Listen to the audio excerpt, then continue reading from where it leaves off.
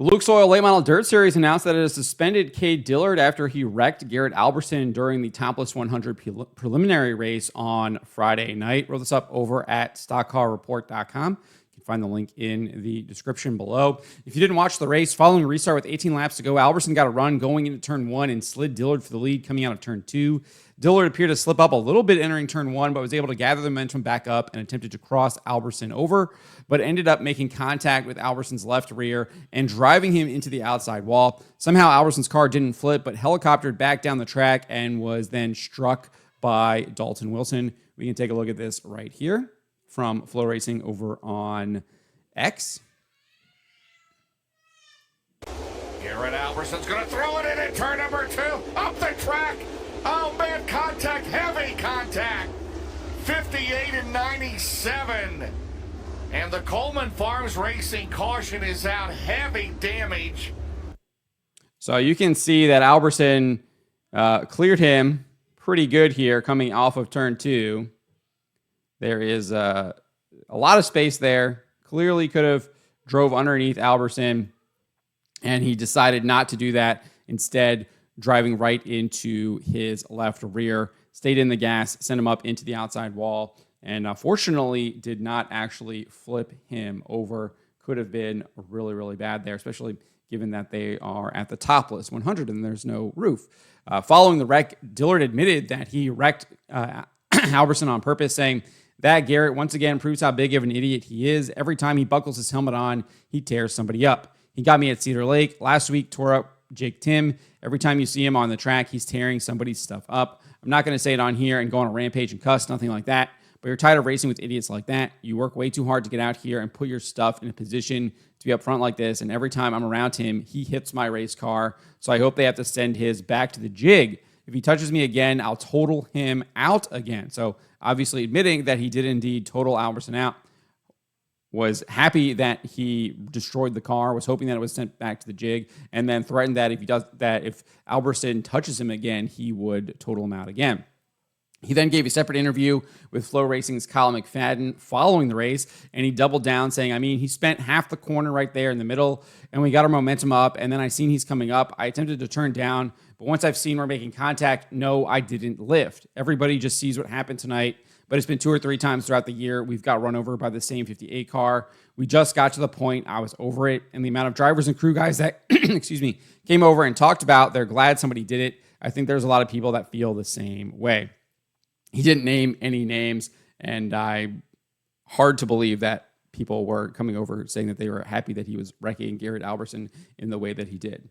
Anyways, he went on and added, typically whenever under green flag racing, if you're not anywhere close to the leader, typically you don't do something like that on a restart either. But hindsight's 20/20. It is what it is at this point. For years, I've got my butt chewed by my car owner for just getting ran over and never doing anything about it. And I went and told Alberson at Cedar Lake after he hit us lap 1, turn 1, that I was over that. Like I said, once I've seen that we were making contact, no, we definitely didn't lift.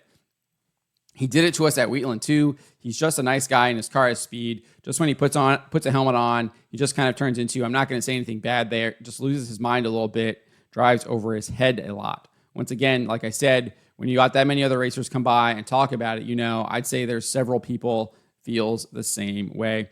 I've kind of covered the Cedar Lake issue. Alberson tried to go underneath Dillard on that turn 1. He obviously misjudged it. He got on the brakes, tapped Dillard. Dillard was able to get away, no harm done, but Alberson actually spun out and went to the rear of the field there. So he was the one who actually paid the price for his mistake. Didn't really hurt Dillard there. I have no clue what he's talking about with Wheatland. I went back and kind of looked at all the stuff at the Diamond Nationals and did not see anything between the two.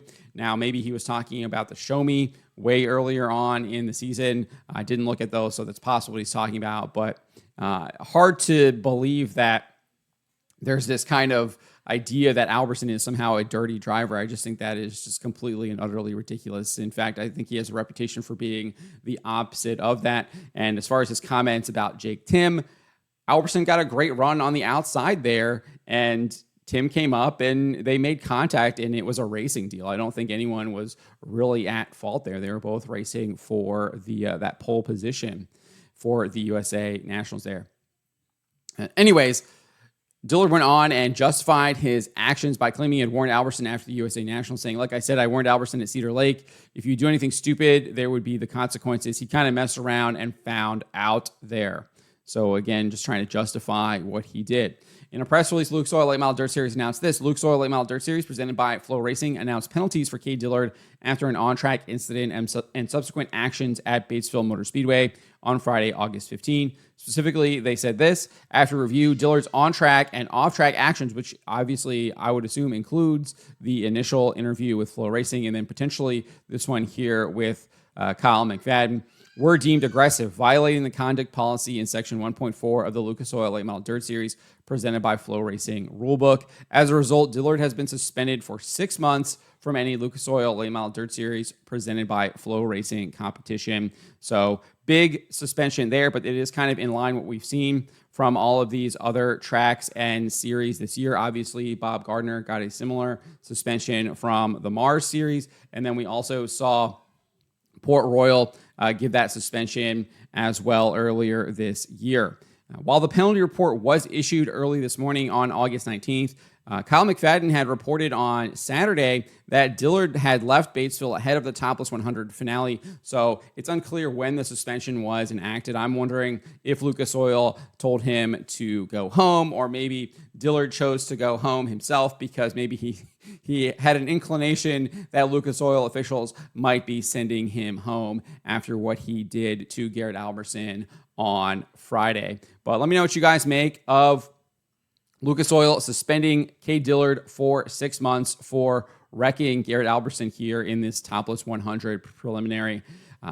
This looks to be the new standard for when it comes to penalties. They're not going to be tolerating this type of action, clearly setting a very different tone than what we see on the asphalt with NASCAR, where they're only issuing maybe some one-race suspensions. We're seeing huge suspensions here from the dirt late model world, from the dirt world in general, not going to tolerate this type of action.